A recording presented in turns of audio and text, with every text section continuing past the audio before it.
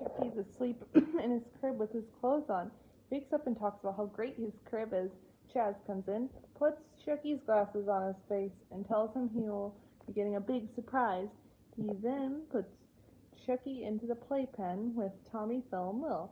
Chas talks to Betty and Dee Dee about helping build DIY furniture. Betty says she enjoys building things. The babies think something is wrong with Chucky as he seems both happy and sleepy. He says he just got up from his favorite place, his crib. Meanwhile, Chas is taking the crib apart while Betty and Dee Dee are moving the mattress in. Dee Dee is unsure. It should be a surprise, as Lipschitz says you need to talk to the child first. Phil Mill told Chucky that his crib is being taken away in pieces by the grown-ups. Chucky refuses to believe anything has been done to his crib. He and his friends run to his room only to find a bed. This causes Chucky to cry and scream. That night, Chas puts Chucky into his new bed and reassures him. Chucky puts his glasses on and thinks he hears something scary. He doesn't like being expected to sleep in a bed with no sides. He tries to fall asleep but hears a voice say, "Hi!" and he screams.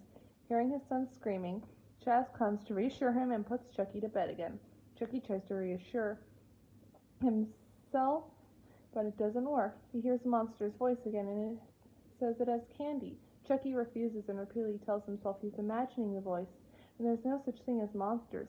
He then takes a look under his bed and sees what he thinks is a monster reaching for him. The next morning, Tommy is in the sandbox where Phil and Miller are burying Chucky. He says the bed is terrible because it's too wide, doesn't have no sides, has something else that he thinks his friends won't believe. Tommy says they will believe Chucky. Chucky explains there's a monster under the bed and describes it. Tommy and Lil say monsters do exist, but they live in caves and swamps. Angelica appears and say monsters do live under beds. Tommy states that's not true. Angelica begins telling the story of a boy named Barnaby Jones from a few blocks down who thought it wasn't true until one night when he was reading and eating. A monster said it had cake and ice cream and then ate Barnaby. Angelica says you can only be safe under the covers, then mockingly sings, "Chucky's going to get eaten by the monster under his bed." Lil says Angelica's a terrible singer, but Tommy is determined that Chucky will be okay. And there's no monster. He suggests maybe Tommy should stay over that night to help Chucky get used to his bed. Chas puts Chucky and Tommy to bed. Everything seems to be going all right, until Chucky thinks he hears the monster again and ducks under the covers. Tommy says he must look under the bed. They both look but are scared as they think they see the monster, which alerts Chas. When Chas turns the lights on, the monster is revealed to be Chas's sweater. He reassures the boys and leaves. Chucky's not relieved that there is no monster after all. He states he's starting to like his new bed. Then he falls out of the bed, now thinking that there still may be a few more problems. Chas and Chucky have fallen on hard times at the moment, as they have very little furniture left, and the roof is leaking badly in the rain. Fillmore visiting and notes that it's raining in the living room. Stu and Tommy come to visit. Stu and Chas talk about the poor shape of the house, and Chas checks his mail. Turns out that he's a finalist in the American Dunderhead Sweepstakes, a local contest where contestants win $1 million, $5 million, maybe even $10 million, respectively equivalent to $2,194,567.14, $10,972,835.72, and $21,945,671.44 in 2025.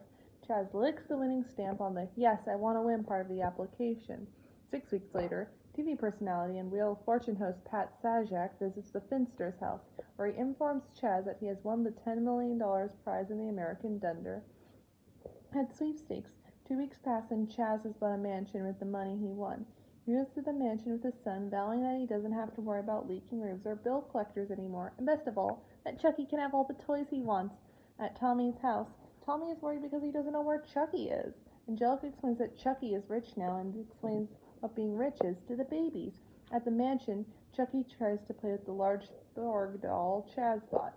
When Chas returns from his tennis match, he asks Chucky if he wants any more toys from the toy store before noting he already has just about every toy from there. Chas then talks about inviting their friends over to come visit, which makes Chucky happy. While on the way to Chas's new mansion, Stu is worried about what to do or say since the Finsters are rich now. He believes that money could have changed Chas for the worse. When they pull up, they note the plaque that says, "See Norbert Finster-esque," and Dee Dee remarks she doesn't know Chas had a middle name. Stu says he could have bought one. Chaz's butler, Jenkins, welcomes the Pickles to the mansion. For a moment, Stu mistakes the butler for Chas and takes Tommy into Chucky's room where Phil and Lil are already at. Chas shows the Pickles and the DeVilles his new, and presumably very expensive, glass elephant. During this time, Drew comes over with Angelica and a new invention called the Earwiz, which Drew urges Chas to invest money in so he can grow wealthier.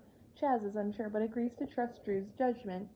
Meanwhile, when Tommy and the DeVille twins are interested in playing with Chucky's new toys, playing a video game console and a video game starring the Dummy Bears, Chucky gets offended because they're interested in new toys instead of his favorite ball. When Angelica arrives in Chucky's room, she agrees to play ball with Chucky. When Chucky wonders why Tommy and the twins are acting strangely, Angelica says they're jealous and he has all these new toys in order to turn Chucky against his friends. Angelica promises she's his true friend as Chucky turns his back on the other babies. Chucky then sees straight through Angelica's charade of treating him with kindness only because of his wealth, which he shamelessly admits.